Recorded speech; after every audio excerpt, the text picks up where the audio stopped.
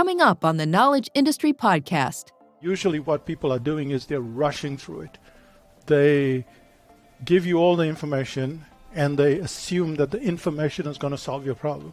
But the information only makes you tired, which is why people abandon most courses very quickly. So today's topic, what's the psychology behind why we do what we do?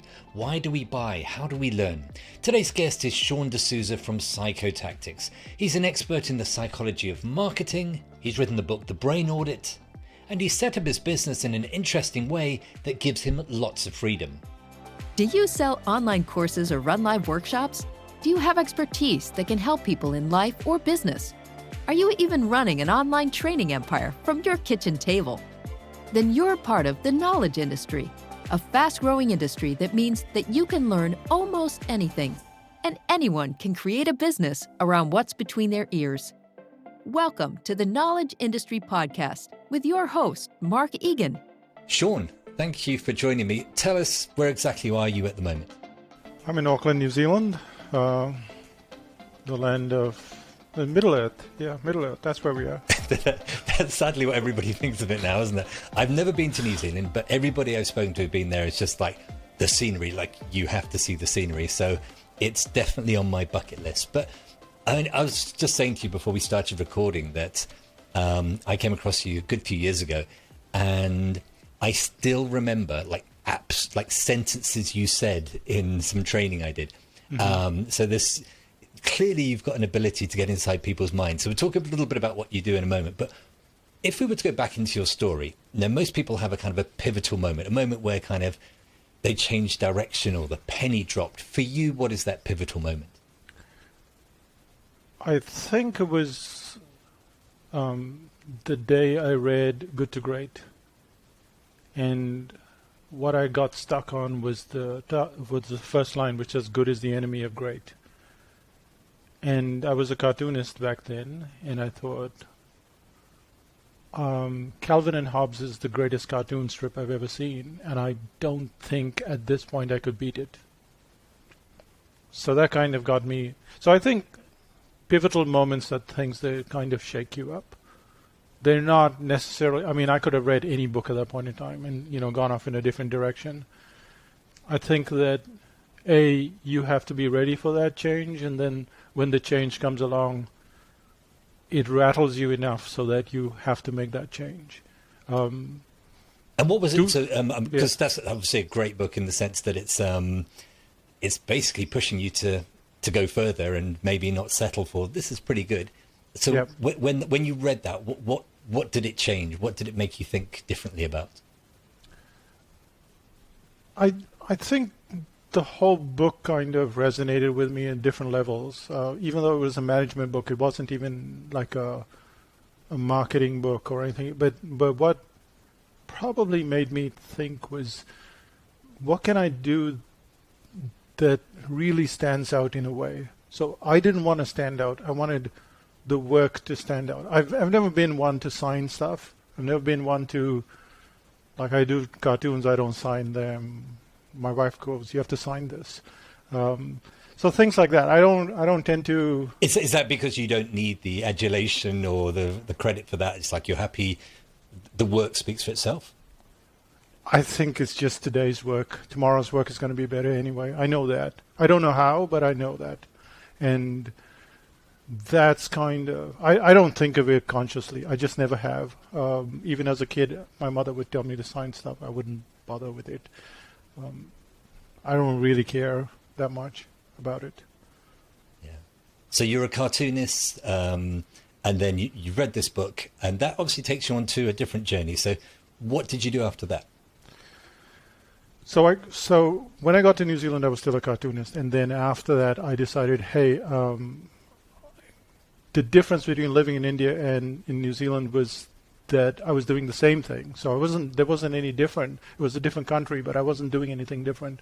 So I thought, how can I kind of take more breaks? Because to me, the most fundamental thing of all is just time. It is because time allows you to rest. It allows you to create new stuff. It allows you to break stuff that you've already made and then recreate it again. So time to me is more crucial than anything else. And that's kind of what I was not getting more of. And also when I was going on holiday, other cartoonists would get my work, and then I'd have to work harder to get that holiday time back.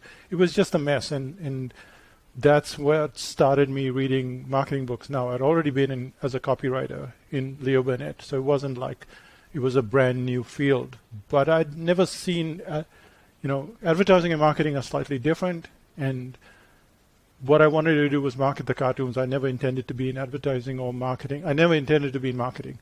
And then when I started figuring out what marketing was really about, it wasn't boring. It was how you presented something to someone in the way that they were expecting to be presented. So it was like a kind of gift that you were giving them, and they wanted the gift anyway.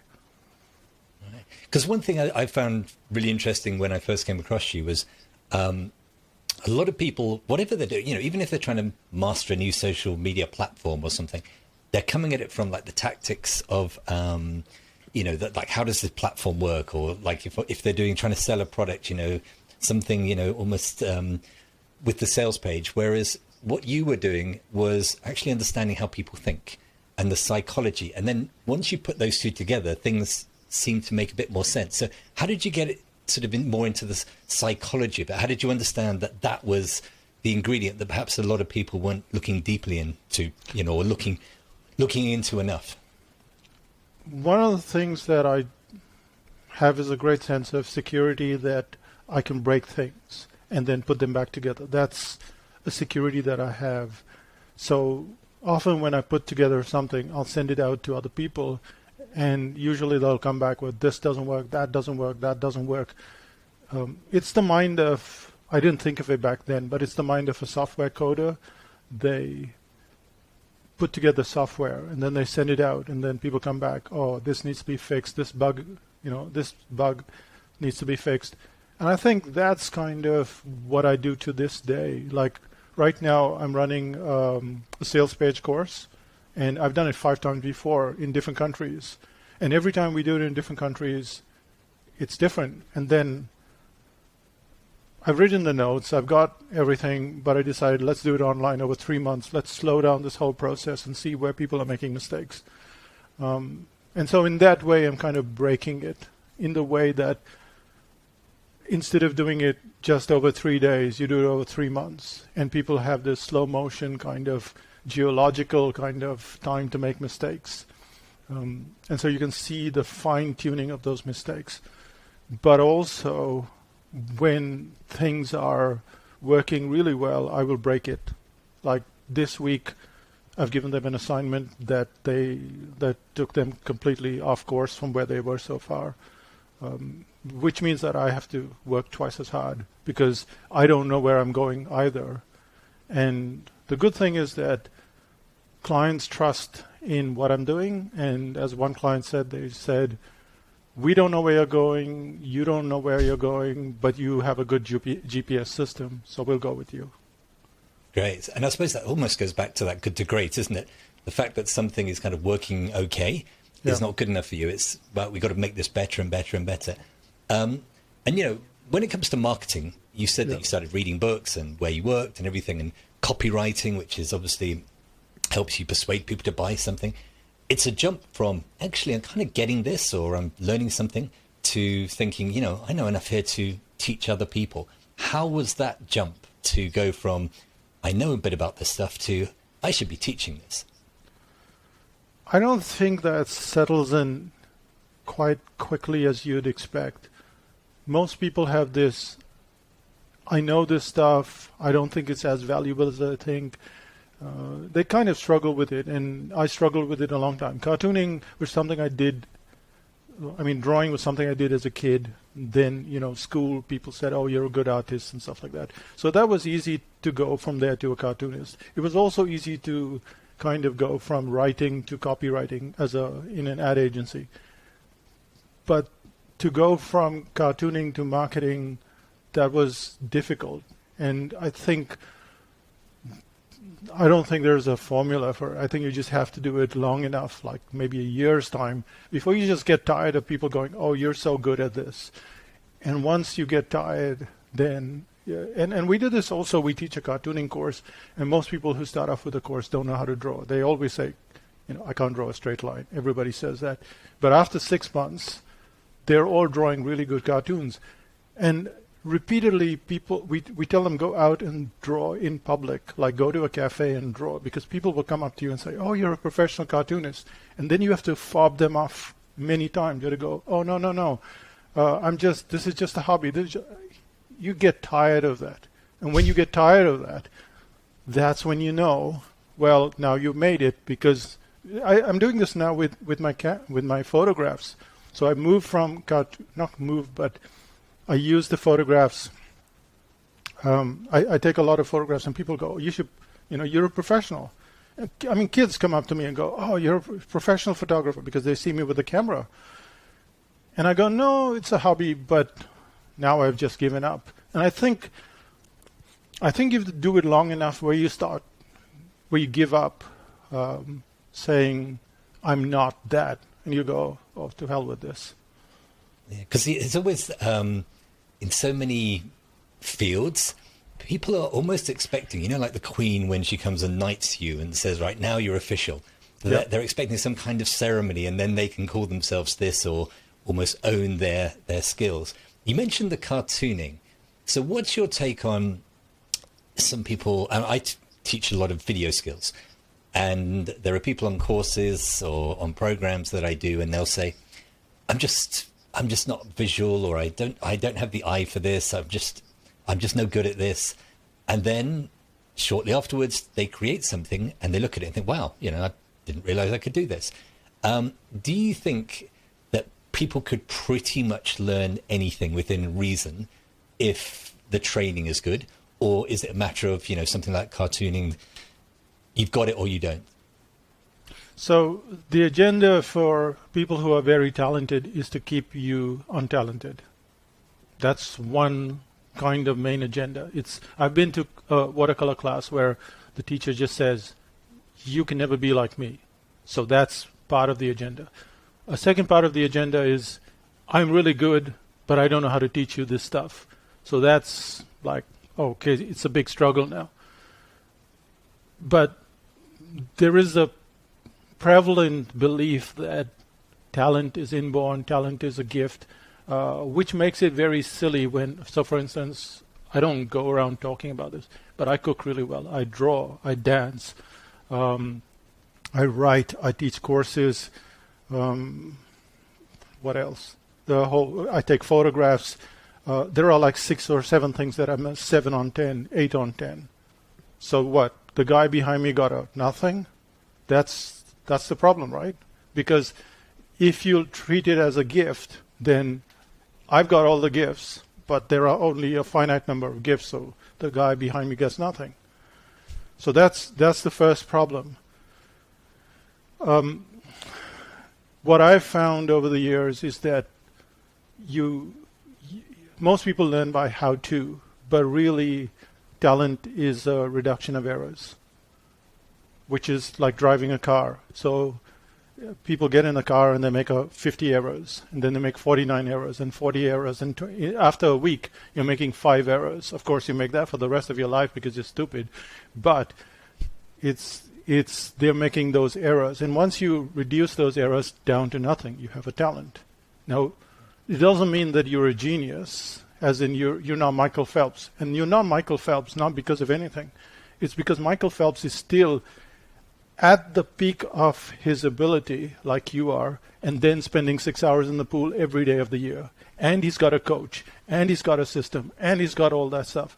So what I call this in-between phase. So there is this complete incompetency, and there is this genius level, which requires enormous effort, enormous, coaching. And this is one thing that people don't understand, is that if you look at the top performers in the world, none of them are trying to figure it out themselves. All of them have coaches. All of them have systems, routines, discipline, everything built into the system. Nobody goes, oh, wait, I'm going for the Olympics next year or in 3 years or 4 years. I'm just going to figure it out. So essentially, what if you look at talent as being a reduction of errors, the reason why people don't succeed is because they make errors. So they put the mic in the wrong place. They put the video camera in the wrong place. They light it wrongly. Like, for instance, right now, I moved this light. My niece has been coming around and fiddling with this light. I know it's in the wrong place, but I don't know enough to make it look like a movie set. So that's a bunch of errors that I'm making that I don't know how to fix. If I know how to fix it, then it's a matter of coming in, moving it, switching it on. Now you're talented at lighting. So what we have to do is we have to figure out what the errors are in the first place. And when we figure out what the errors are, now I'm attuned to those errors and I stop making them, and I'm talented. Right. So if you were to look at online education, yes, coaching, online courses, all that kind of thing, with your knowledge of psychology, what you've had to learn yourself, and also what you teach, what are the main things you think that people are getting wrong in how they're trying to teach others the skills or expertise that they have? Yeah. So the first thing, and easily the biggest problem, is information. So information, what it does is tire you out. It just exhausts you. And what people tend to do is they give you more information. And so then they'll go, 50 more videos or 20 more. But what you're really doing is you have to look at the same thing like a photographer does. So a photographer, if you give an average person, I don't know, take a picture of a flower, they lift up their camera, they take a picture, done. Maybe they'll take 2 more pictures and they're done. They'll stand in that same position. And a photographer will approach it from bottom, up, left, right, different times of day or night or whatever. Usually what needs to be done is one task needs to be done really well, like 50%, 60%, not 100%.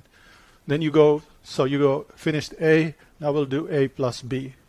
So we spend like a week, sometimes 2 weeks on one task. Different ways, so it's not boring. Practice is stupid. Practice is doing the same thing over and over again. But angles of practice, which is I'm taking the same picture from different angles, different heights, different times of day. Now I'm doing the same practice in different ways. So it's interesting because now I see a world that I've not seen before. So you spend time on A, and then after A is done, you go to B. So you have now A plus B. Then you have A plus B plus C. And so it's a factor of time. And usually what people are doing is they're rushing through it. They give you all the information and they assume that the information is going to solve your problem. But the information only makes you tired, which is why people abandon most courses very quickly, because what's not happening is not that layering is not happening, which is A plus B plus C, A plus B plus C. Now let's do something really crazy that has nothing to do with A plus B plus C. And so learning essentially has this, like, it has to be easy, then it gets a little difficult, then it gets more difficult, then it gets easy again, then it gets a little difficult. And so there are many things that you have to do. But so it's almost like if you're watching a film, isn't it, that if it was a war movie, if it's just bang, bang, bang, bang constantly for 2 hours, you'll switch off. So they need those little moments of pause or a bit of humor to mix it up to keep your attention. So in a sense, if you just put 40 videos all the same, that's almost like those machine guns, isn't it? It's just relentless. Whereas what you're saying is, make a bit of progress, make it interesting, switch it up. Actually, again, coming back to how the brain works, keep things changing, keep them engaged. Right. And also, as a learner, you love to complete stuff. So, for instance, chapter 1 can be 20 pages, but chapter 2 is 3 pages. Oh, I finished 2 chapters. And you think, that's silly. But it's not silly. When if you listen to podcasts, you know this to be true. You're listening to this podcast, it's 1 hour long, it goes for 1 hour, and then you have only 45 minutes. So then you have to listen to it the next day, and then you have 15 minutes. And then the second podcast shows up on the next day, and now it's a 1 hour long, and now you're 30 minutes behind. So there's no sense of completion. You're always behind But if the next one were, so 1 hour and then 15 minutes and then 20 minutes and then 5 minutes, and you go, oh, I finished 4 podcasts. The feeling of completion is far greater than, so from a from a point of you being the creator of information, you have to understand that people need to get to the end. First of all, to feel happy. Secondly, it's often when you get to the end that you realize what the beginning was about. So they have to get to the end, and if they don't get to the end, they don't understand. Yeah. And I think another thing, and I mentioned it briefly earlier, is the storytelling aspect. Like I said, there are stories that I heard you tell years and years and years ago. And I can't remember what I had for lunch yesterday, but I remember those. And like I mentioned to you before the call, I can, even now, when I'm writing certain kinds of copy, I can hear your voice in my head, like Obi-Wan Kenobi. Tell us a bit about how you approach weaving those in. Like, how tactical are you about where you put stories in your training? The moment I get stuck myself in trying to explain a concept, I put in a story. That's how it works, because that's precisely the place where the other person gets stuck. So you start off with a concept. So for instance, right now I'm teaching people how to make story testimonials, incidentally. So if you look at the Brain Audit, or you read the Brain Audit, you have a chapter, I think it's chapter 6 on testimonials, chapter 5 or chapter 6 on testimonials. And there are 6 testimonials there. And what happens with those 6 testimonials, when you ask a client those 6 questions, you get like 1,000-word answer, which is incredible. But there is a problem with that testimonial format. And that testimonial format shows you the before, that is, before I bought the product, before I bought your course, before I did this, and then the after, which is traditionally what we are doing. What makes it a story testimonial is when you have the in-between. Now you go, how does that work? Now see, you are feeling the tension at the same time I'm feeling the tension. I want to explain it to you. So I go, the before is Monday, Friday is the after. What happened on Wednesday? That you can remember. Now I can explain to you with an example of what Wednesday looks like and why it makes it a story testimonial. So now when we meet 6 years from now or 15 years from now, you can remember Monday, Friday, and Wednesday. And it helps you remember that. And you don't actually have to listen to it again, which is why also when you're listening to audio, the second time you get to the same story, you go, oh, I know this story. That's precisely the concept. It's actually, the story is boring the second time around. And the concept still needs to be worked on, but the story is boring the second time around because you remember it. Yeah.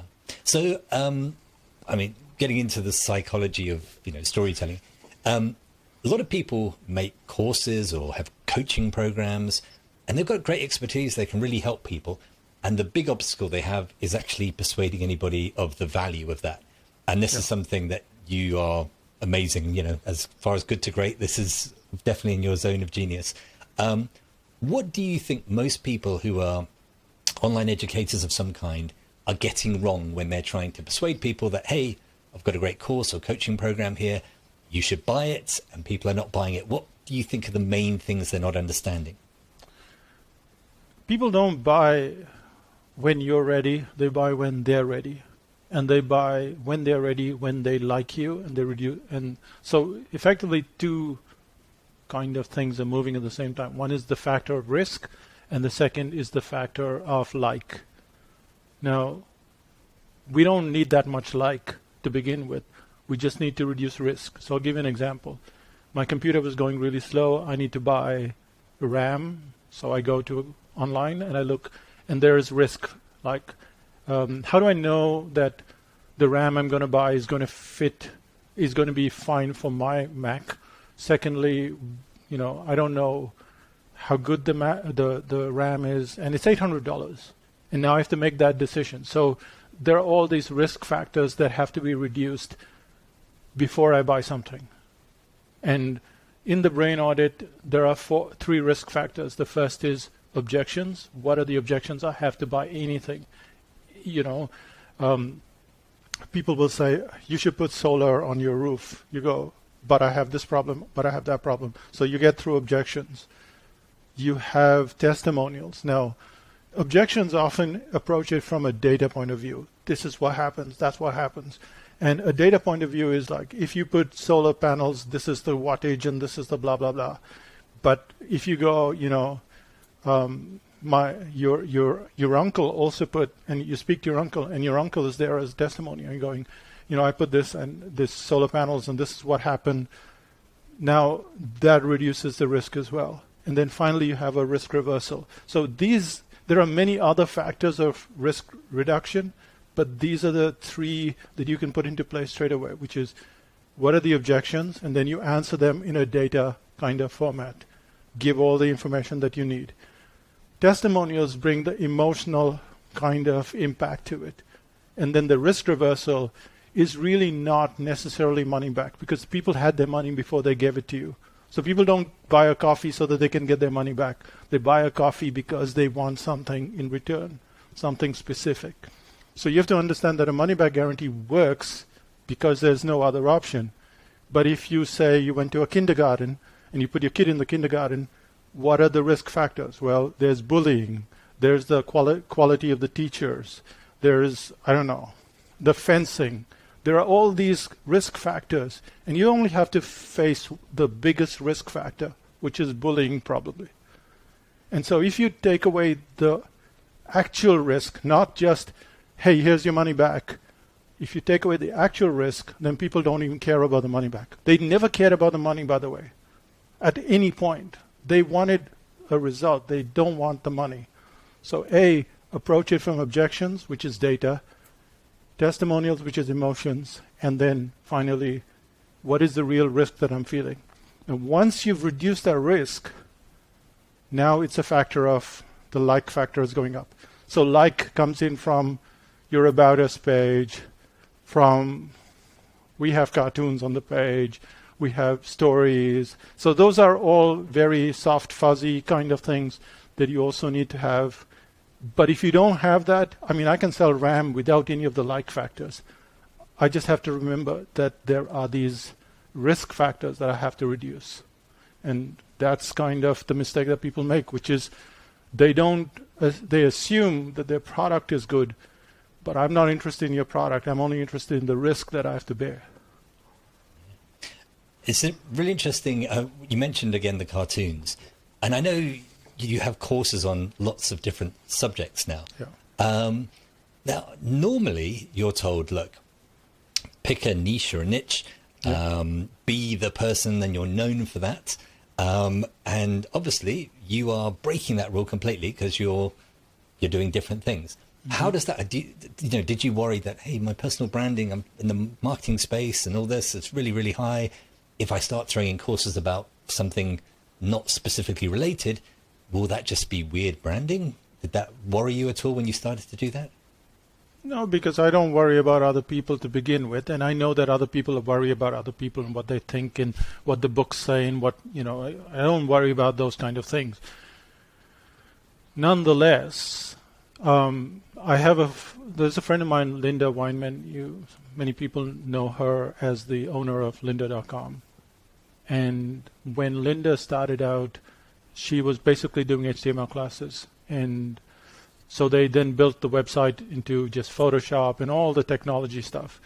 And one day when we were having dinner, I said, what was the biggest surprise that you found on lynda.com? And she says, the photography class. And I go, what?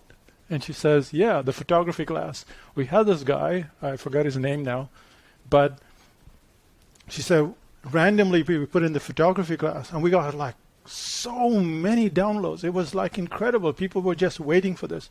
And now if you go to lynda.com, and it's sold now to LinkedIn, you find exactly what you're saying. Well, what is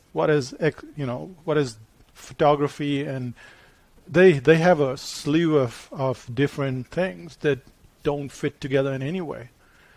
But they do fit together because as a human being, you're going, and you see this with masterclass as well. So masterclasses started, they have on writing, and then they have film direction, and then they have gardening, and then they have cooking, and then they have dog training.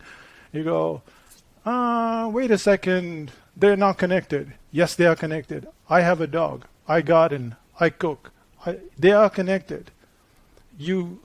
What's connecting it is not like I'm a carpet guy and I'm going to do carpets. What's connecting it is what is the form of instruction that you're giving, or what is the promise that you're making? And their promise is, we're not going to have great teachers. Some guys like Dan Brown, stunningly good teachers. Some guys like Neil Gaiman, really good. Others just ramble on. But they're all famous. They've all put in the hard work. They are going to tell you maybe one thing in 6 hours that'll be of use to you. But it comes from them, from those people who have achieved their fame and fortune, for want of a better word. And so if you're willing to put in that time to listen to them, maybe you'll learn something from them. Yeah, and that brings me nicely on to what you have a podcast, and the title of it gives it away. But for people who don't know, explain how your business works now, but how you make that work for you as far as the lifestyle that you want. Yeah, so people use it as lifestyle. I just look at it as a normal day. It's you sleep for about 8 hours, or you rest for 8 hours, and you work for 16 hours. That's kind of the balance of life, whether you like it or not, or should be the balance of life. There's no reason why it should not be the balance of work. Now, there are countries in Europe, in New Zealand, and Australia, there's lots of this. By law, you have to have 5 weeks off or whatever. You have to have time, even if you're an employee. In other countries, less so. And the history of humankind has been one where there have been no weekends. Even as, I think, late as 1920, it was considered ridiculous that there would be a weekend in Australia. So if you read up on that information, you find that they were fighting. They would say people will get lazy. They will, there's so much anger that. So Sunday was for going to church and keeping the day holy or whatever, but all the other days you had to work. You had to be industrious. And it doesn't help human beings. So now understand that not everybody has the luxury, but going towards that goal where you have time, because time becomes the biggest thing, as I said at the start. You're able to fix things, you're able to break things and fix them, but basically you're just wasting time in a productive way, as in you're doing nothing. And that's kind of very useful. I mean, you can read, you can draw, you can do nothing, just watch people go by. But it's very systematic. We decided that we were going to work for 12 weeks and then take 4 weeks off. And that kind of just gives me that downtime. We don't check email. We don't do anything. This is not like a digital nomad. I'm carrying my phone and stuff, and you can get in touch with me. No. We're gone for 4 weeks. And I do whatever I want in those 4 weeks. And then when I come back, it's back to work. And we've been doing this since 2004. And what we found was when we didn't take those breaks, it would impact the tiredness level and eventually also impact the earning. Now, we don't really look at increasing our income. We've had a kind of ratio that we've wanted to earn, and that's been consistent. But I would say that tiredness doesn't make you any better. But yeah, you'd have to wait for some research for that, wouldn't you? Yeah, well, I love that concept of, because it's always sort of made sense to me that why do we build everything so that we don't have that downtime? So I absolutely love that. Now, I'm running out of time because I'm conscious that I want people to reach completion on this podcast. So one final question to sum up. See, I'm learning from you. Always learning. A lot of people will be looking to come into the kind of knowledge industry, which you've been in for a very long time now. You're a veteran, I suppose, of this now. And they've seen COVID has changed how people are learning on Zoom and all this kind of thing. If somebody has got some expertise and they're looking, okay, where's this whole thing going? What are going to be the trends? Should it be recorded courses? Should I do things live? Is it all about coaching now? What would your advice be as far as where is this all going over the next 5 years? And if somebody wants to be successful in this industry, what should they do? So nothing has changed. That's the most interesting part. So the media changes. Maybe you couldn't do this over the internet 10 years ago. the media changes. That's it. But nothing. The end result is still the same as the cafe. You go to the cafe to get a good coffee. That's it. So people don't want information on how the coffee is being made. They want the coffee. They want the result. Cinderella doesn't want to know how to get, like, fairy godmother has to do all that stuff. I just want to go to the ball and meet the prince. The end result. So if you start with that, and I think it was a long time ago that one of those books said, start with the end in mind. So what is the end? The end is the result. What am I trying to do? I'm trying to get my dog not to bark 25,000 times a day. That's what I'm trying to do. So how are you going to do that? If you can just get him to stop barking in the morning, that's good. Don't go for the 25,000 times a day. Just in the morning. And then in the mid-morning. Then in the afternoon. And then we get to the whole piece of the puzzle. On our website, which is at Psychotactics, when people come, we don't try to solve all their problems. We just give them one report, which is the headline report.